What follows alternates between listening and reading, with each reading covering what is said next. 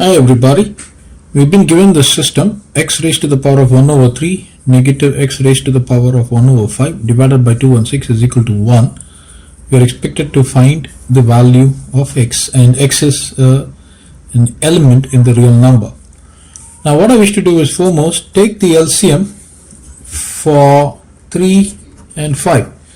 That is going to be 15. Now I'm going to rewrite this given system. So if I were to take this as 1, so 1 can be rewritten as x raised to the power of 1 over 3 negative x raised to the power of 1 over 5 is equal to 216, and then I will rewrite this as x raised to the power of, I need to get a 3 there, and 15 is the LCM. So if I were to write this as 5 over 15, then clearly I would get 1 over 3, followed by LCM being 15, I need to get 1 over 5.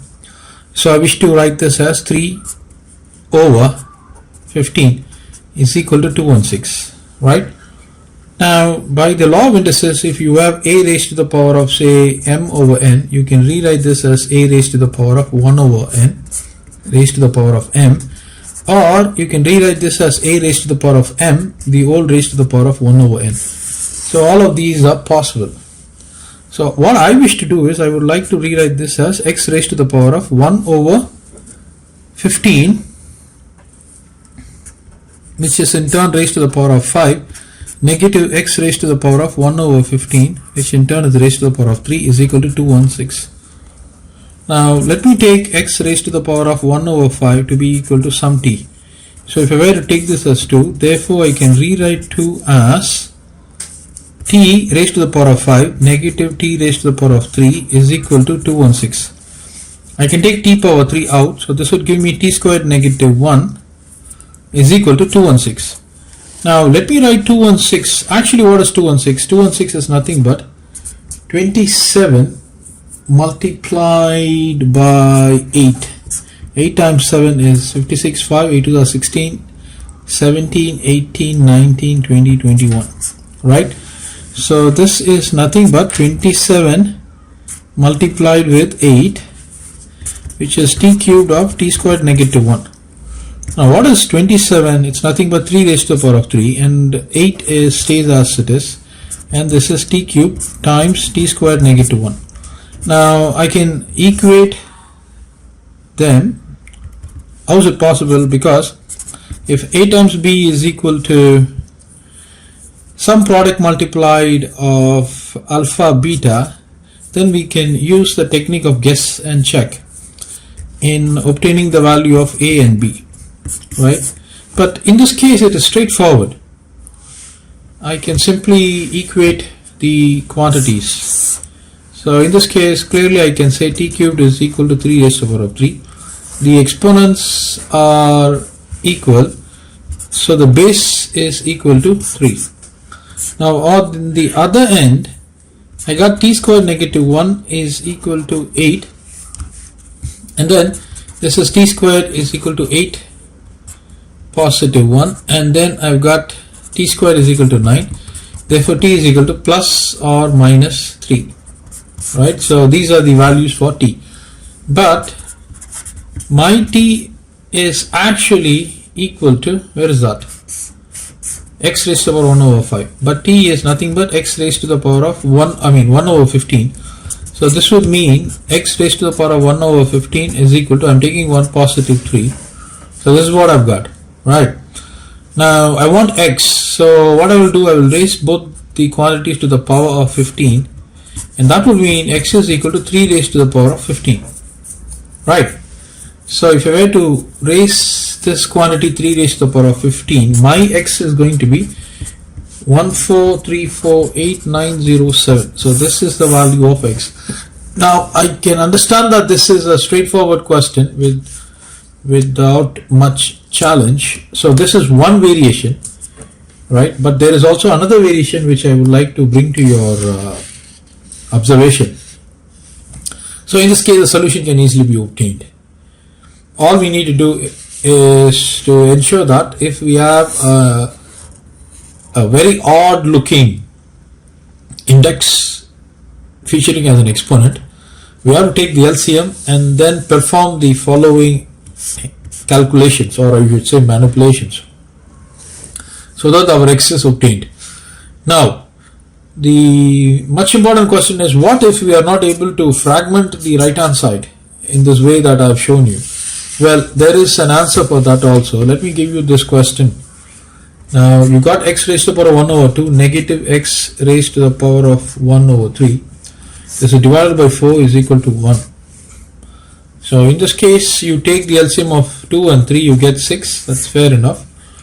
I can rewrite this as x raised to the power. I need to get 2 there. 6 is the LCM. So 6 will be in the denominator.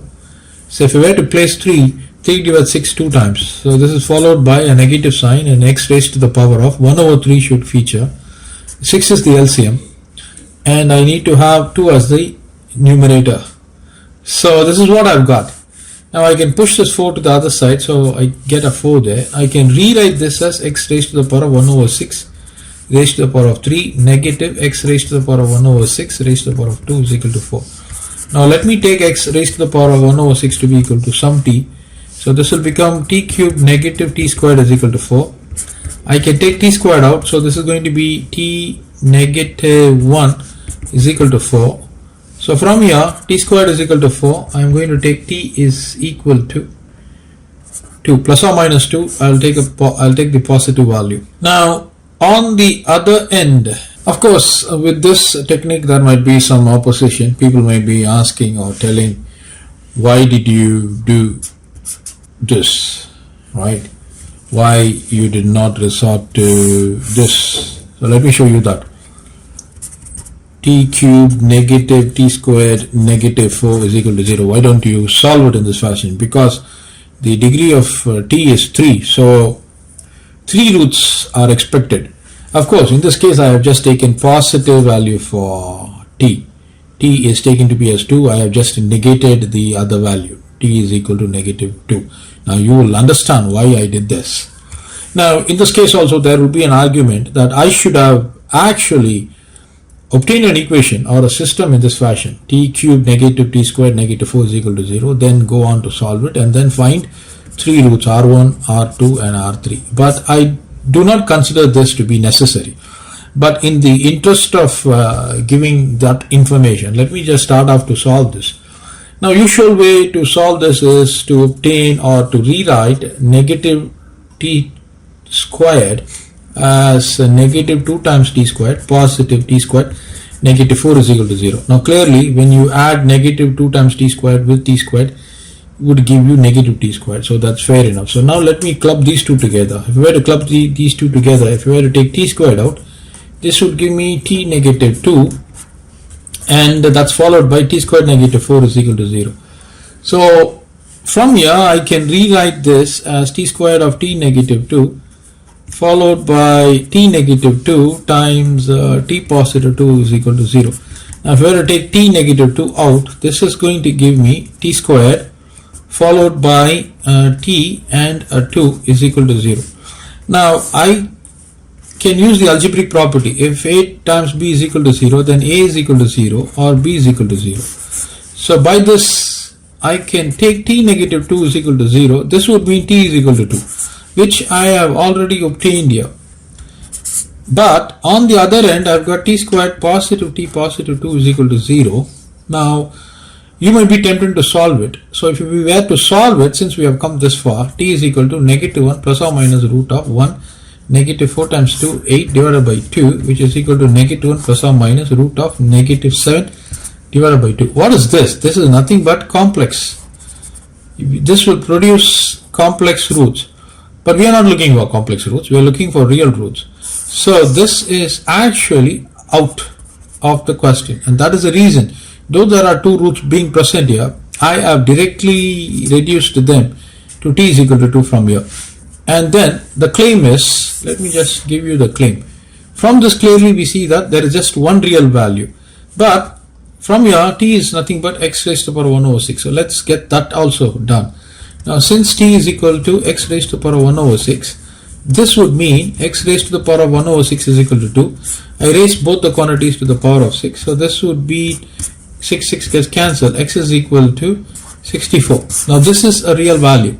Now the question is, why is it that we get only one value? And the final solution would be there x is just one real x for this particular system.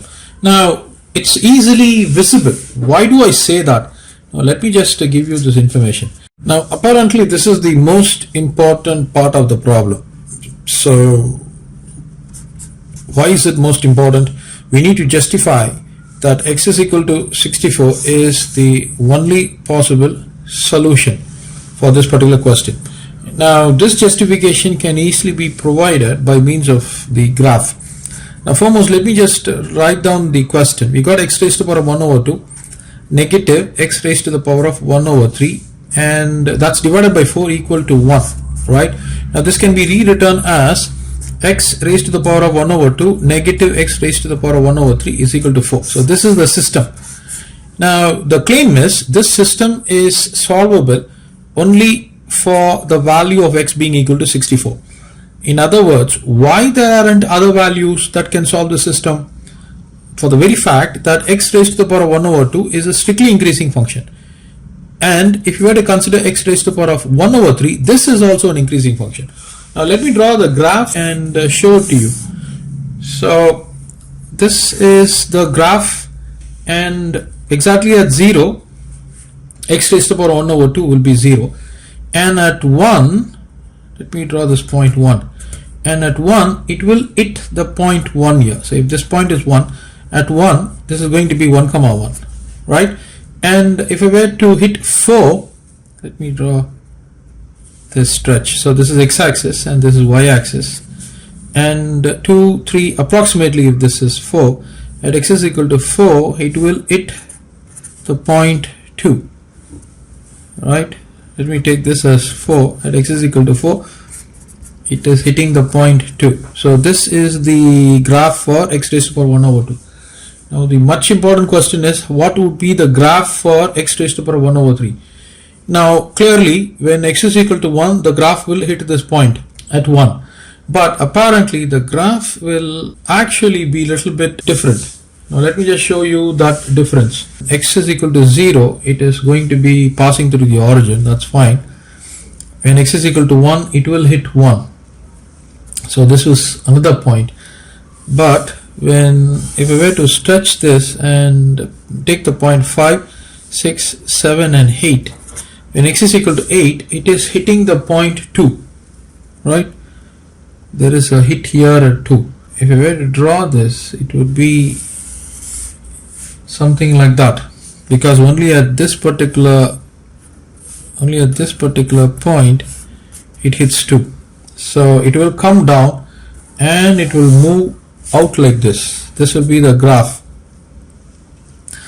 So if I were to take the point negative 1, right, negative 1, the graph will hit negative 1 here, right? This is negative 1, so negative 1 comma negative 1, that will be the point. So and similarly, if I were to take, say this is negative 2, negative 8, approximately negative 8, it will hit at negative 8, it will hit negative 2. So this will be the graph. Now you can clearly see this line x is equal to, this graph will be rising up, this graph will be rising, this graph will be rising beyond the point 2, but this is a straight line that is hitting the value 8, right? Now this is the graph that I was talking to you about. It's actually, it will move up, it's moving up. So this is a straight line, so don't confuse yourself with a straight line. It is moving up. Now clearly you can see this is increasing and this is increasing, and apart from that we have a constant here 4, right? That 4, if you were to draw that 4 will come from over here. So this is 3 and this is 4, and this would be that all important line. So now the point is, left hand side 2 increasing functions and right hand side is a constant function. So all of these things have to intersect, and that is only possible at a point.